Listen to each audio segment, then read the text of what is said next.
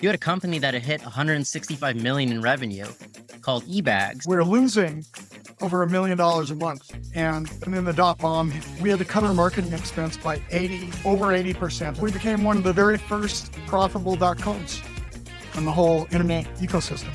Today on the show, I'm happy to have Jon Nordmark. He's the CEO of Iterate.ai, Dream Big, Build Fast.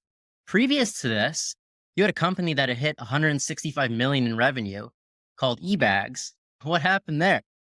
It started out burning $1 million a month. Yeah. We raised a lot of money. It was back in the .com heyday, back in the late 90s. We raised $30 million. But we were in a position where you grew at all costs. You lost a lot to grow as fast as you could. We did that. Got to $25 million in revenue pretty fast, but we were losing over $1 million a month. And then the .bomb hit, and that started in about the year 2000.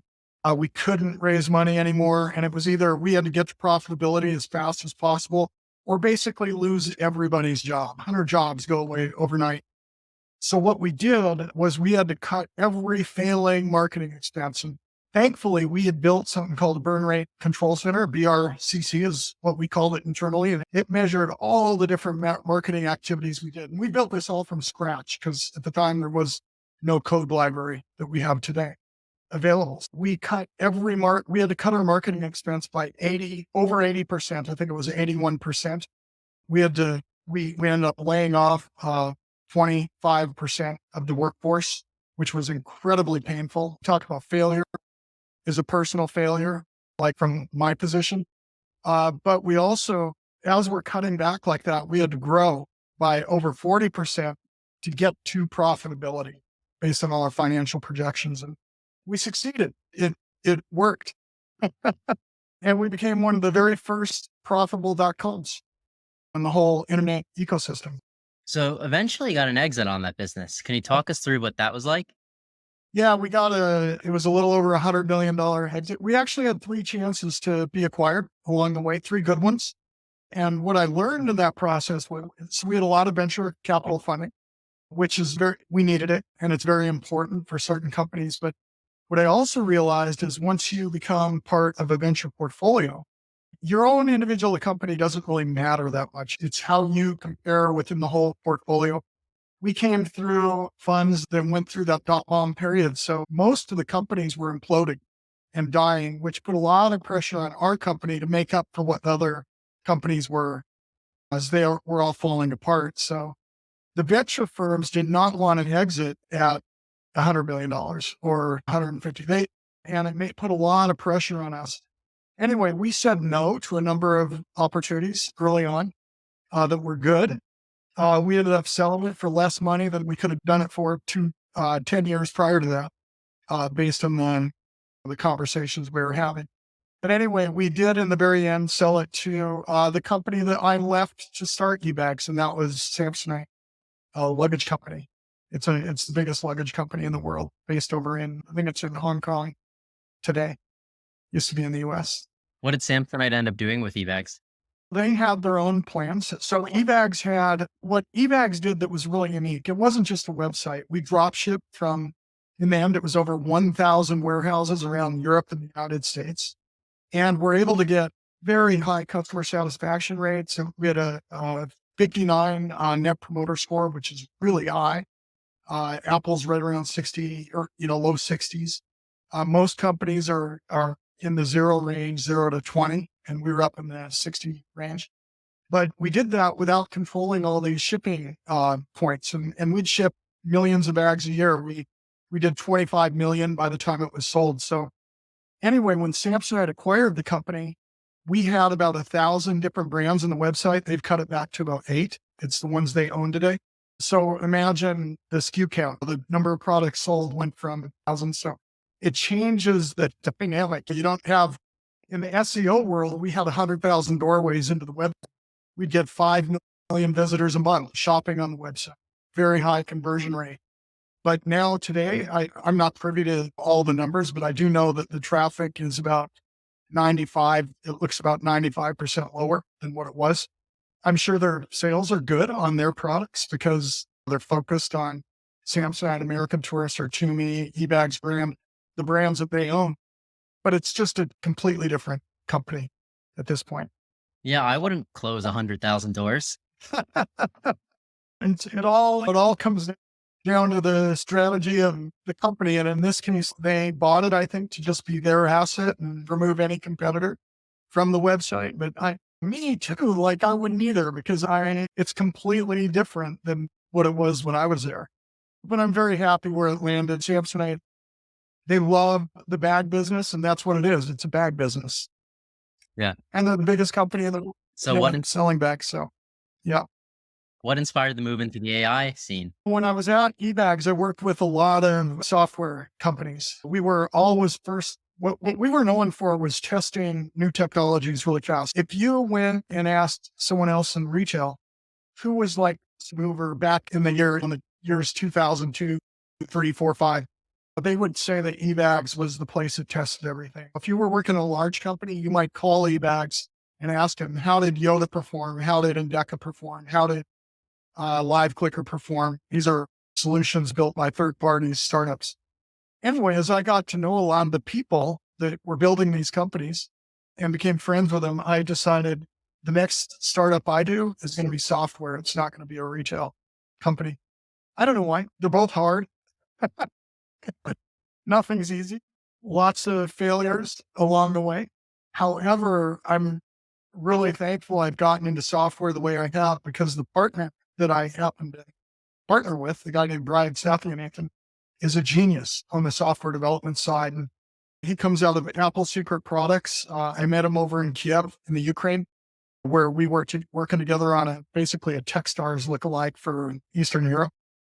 And when he and I decided to build this company, I got a partner who's like a software genius. Our team, he came out of Apple, out of the secret products area. He has patents on the very first iPhone. He was in that little group that built the very first iPhone. He was an inventor in that group. And 3 of the guys out of that division are part of Iterate. And they surrounded themselves with similar people. So they are all kind of fanatics on the AI, in the AI space. And we've attracted other people that are that way too. That's how I got there. I'm not a software guy. I'm mostly just the business people who loves the people that write the software. And I've got good partners, good team. So Iterate has been around for close to a decade now. What have you ended up focusing on? We're very different from eBags. And the eBags there was a plan in the beginning. We were going to sell bags online and it never changed. Like now the methods for selling, we went through a lot of failed marketing distribution channels, a lot of successful ones, but the end vision never changed. With Iterate, I guess the end vision is to help the enterprise with software, but we've changed a lot along the way. And we've been able to do it because we listen to customer needs as we get customers working with us, like Ulta Beauty or K or a big bank in Asia. We listen to what they need and we build what they need. So the platform, we've got a low-code AI platform today called Interplay. It's super sophisticated. Many patents. We have nice patents granted to that platform and a lot more pending right now. But all those are built after listening to what all those features and everything are built after listening to the customer and their needs. So we've raised very little money for Interplay. It's for Iterate itself. It's a net of 2.5 million so far, and our revenues are almost 13 million. That's pretty rare in this space. But we've done it because we navigate to the customer needs, and we're not navigating to what we told the investors 10 years ago. We're patient. We build patiently. We build, based on customer needs versus investor needs. And so that's a big difference between Iterate and eBags. It makes. Do you prefer this approach? Oh yeah, I love this approach. I love eBags too. I loved that approach. However, there's a point. See, when you get too much money invested in the company, sometimes it feels like it's driven by the money. This company, as eBags got bigger, I learned when it started approaching 100 million in revenues, all people wanted to talk about was money. Investors wanted to talk about money instead of the product and what we're building. And so that didn't always feel good to me. But with Iterate, we talk all the time about the product. And guess what? The revenues just come on the value of the company just grows by default. And just because we build great product.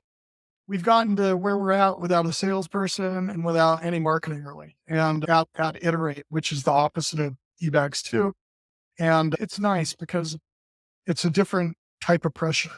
So with eBags, we get a lot of external pressure for growth. With Iterate, it's all self-driven by the people that work here. We'll grow just because we want to.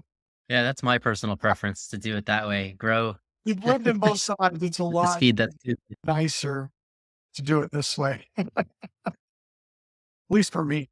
So if any of, what would be your advice to new entrepreneurs going through these multiple ventures? I think get as much traction as you can without money or with your own money. If there's any way, do that. Be frugal, listen to your customers, be agile, build into needs. Don't build and then hope people gravitate to you after you build it. Listen really hard. But the reason you want to build a lot before you raise money or anything is because then you can just control the financings and people know what they're getting involved in it. And they're not getting involved so much in a dream and a hope.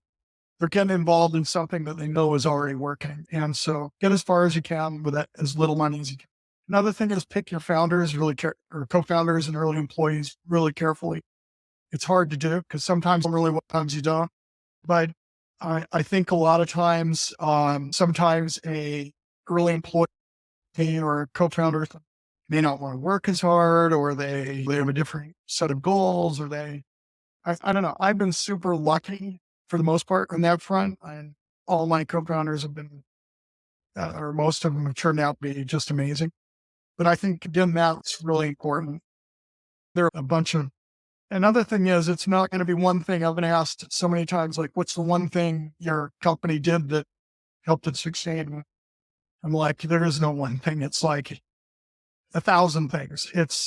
There are 1,000 things that could have taken us down, and there are 1,000 things that make this work. And just being a little bit opportunistic, having open ears, meeting as many people as you can, that's good. And yeah, and just know that it's a lot of activities over a lot of different periods of time. And there's a lot of luck involved too in making things work, running into the right people, getting the right customer at the right time. A lot of luck. Failure rates are high No, in these businesses. And I've been lucky, really lucky twice. no, well, that luck aspect plays into what you're saying about being opportunistic, because when that lucky break comes, know to take. And that's it. There's that saying, it's not really being lucky, it's being prepared. And my wife, she's funny. She's more of a product manager type person. And she goes by she's very exacting at what she expects of people and that. And I used to go to meetings, just meet anyone for coffee. And she'd be like, why are you going to meet that person? And I'm like, I don't really have a purpose. I just want to meet them, chat. And she'd be like, no, you have to know what you're going to get, I'm like, no, I've had so many times when there's no expectation that something turns out really good. And it might not even turn out that day or that week. It could be a year, 2 years later, but it's really just, it's just making yourself available and try to be good to them too along the way, like helping them along the way. The world's circular. Yeah. That's for sure. So how can our listeners learn more about Iterate or get in touch? Just go to Iterate.ai. It's Iterate.ai. And you can contact us there. My name is Jon, Jon. So Jon at Iterate.ai. You can email me or look me up on LinkedIn. Thank you, Jon, for coming on the show. And thank you, everybody, for listening to another episode of Failing to Success. Make sure to smash that subscribe button. I'm your host, Chad Kalecki, and we'll see you next time.